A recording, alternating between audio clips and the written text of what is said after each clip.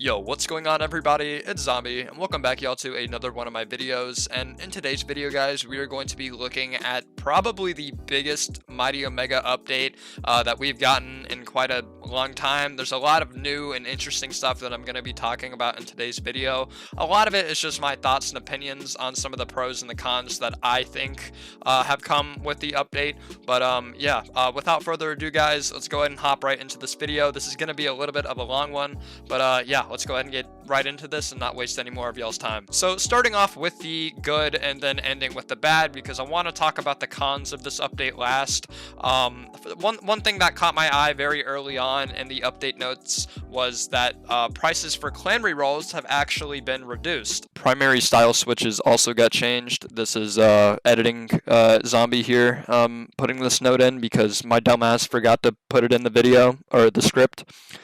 So yeah, but this is really cool because the prices have been reduced, so that means that we are going to see hopefully a lot more players actually able to get clans now because they are not as expensive. Having to drop $5 on a clan reroll was just it wasn't fun. Nobody liked doing it. So seeing that they are like basically what they were at sale price at around Christmas time is really cool. I'm happy that the devs decided to do that. And while we're on the topic of game passes, we finally have a game pass that adds more food storage and more skill slots.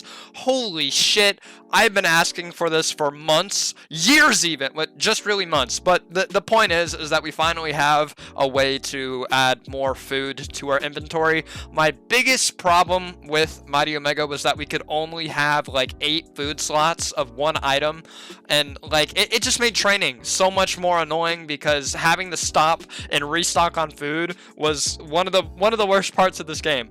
But yeah, more skill slots too. We can we can basically have 2 builds in our inventory now, which is really cool and not what a lot of people are talking about, seeing that we can now have 4 extra skill slots, or no, 6. My bad, I'm stupid. But I'm really happy that the devs finally took into account that they had a suggestions channel in their Discord server and that they looked in. And I'm pretty sure the most commonly said thing inside of the suggestions channel was that there should be more food and that there should be extra skill slots, because only having 4 skill slots and only having the ability to carry 8 pieces of food at a time was just really annoying. But enough about the dev product side of the update and actually getting into the actual content that was promised and given to us in the update. And speaking of promises, about a month ago when Yellow had announced that the update was coming out on the 21st, which it didn't, but the promise that was made was that we were going to receive a lot more org content in this update, and that was going to be the primary focus. And we definitely got a lot of org content, and I want to talk about some of that. One of the new things that certainly caught my eye inside of the notes was that the introduction of org levels are now a thing, and that at different org levels the organization leader unlocks different things for the org to do, or different things for the org to get. At level 2, warring is an option. On screen right now is what warring will be, and I really want to see this because this looks really cool and this looks extremely fun, and I want to see what this is like actually in game. But this will make wars a lot more official and not just like, oh, we're fighting this one group in a server, join up, we're in a war. It'll make it like, oh, we are in this war, which, you know, damn, that's really cool. Also, what's unlocked later down the road is that at org level 4, we get the ability, or the org leader gets the ability to assign group uniforms. This is, I thought they were going to just completely skip over this. This is something that I really wanted to be added in for a while, because like, uniforms are awesome and they're really cool. It just kind of shows like a sense of community in a sense. But on screen is what the group uniforms like little section was inside of the update notes. But no, this is all extremely cool stuff that was added into the org side of the update, and I'm really happy that the devs did something with orgs, because back then they really didn't do much aside from just show the people that you played with and I guess your friends and your allies. But no, this This is really cool. This update also brought in a new style into the game, that being judo. If you guys want to see what really, like a video that goes in depth with the judo style, I'll link a video in the description below that goes and talks about judo. It's a really interesting style. It's a grappling style that isn't made for muscle builds. It's for lean builds and actually punishes muscle builds. So I want to see how this is done. This will create some very interesting builds within the game for sure. But with that being said, what I'm actually excited about, and that's just not the new style being added, is that we have a new gym location on the map. And this gym location actually has 2 strike speed training spots in the gym, which is really big because this will allow for players to, you know, train more in the server and not have to worry about macro ganking so much. That's been on the demise recently, and I'm really happy that we have a new gym that can open up like more doors for people to train and different spots on the map. But big props to the people who made, to the builders or the builder who made this dojo. This is probably my favorite gem in the entire map now. It just looks amazing.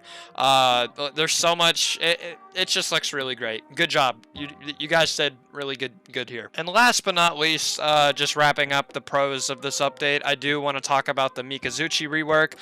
This seemed like this seemed to be like the thing that people were most excited about versus all the other content that had been added, and for good reason, because for like the past 2 years, Mikazuchi has just been getting nothing. Like, they've just been getting nerfed. You know, we have not seen a really good Mikazuchi like buff or anything good for Mika in such a long time. So seeing that it has gotten love in this update is really cool. So hopefully we see maybe like not so many Owns or Kureis running around, and we start seeing some more Mikas into the mix. And while this can be a bad thing because there was a point in time in Mighty Omega history where Mikazuchi was the best clan within the game. Yeah, this is just really interesting. I'm going to be linking a video down in the description that goes into detail about some of the stuff that Mika got redone.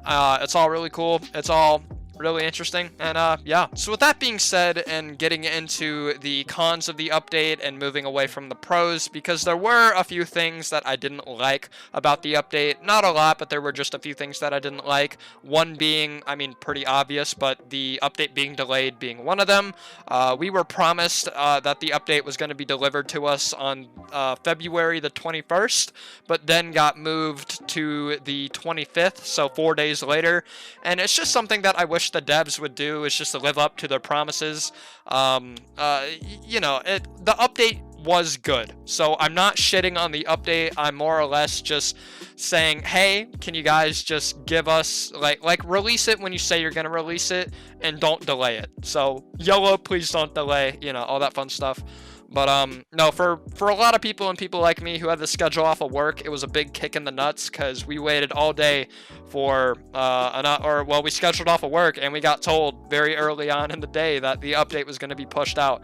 And you know, it was just a big what the fuck moment. So yeah. Another thing that I really didn't like about this update was that muscle builds received another nerf again.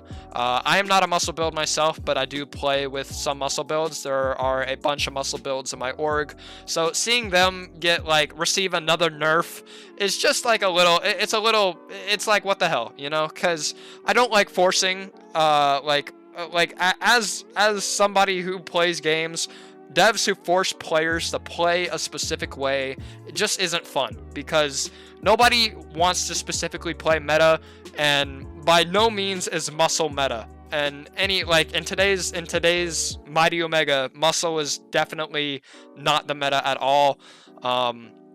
But yeah, I'm a little upset that they decided to nerf muscle again. Stop giving muscle so much hate. I don't think it deserves the hate that it gets. It's a play style. It's definitely a build. It's a way you can play the game.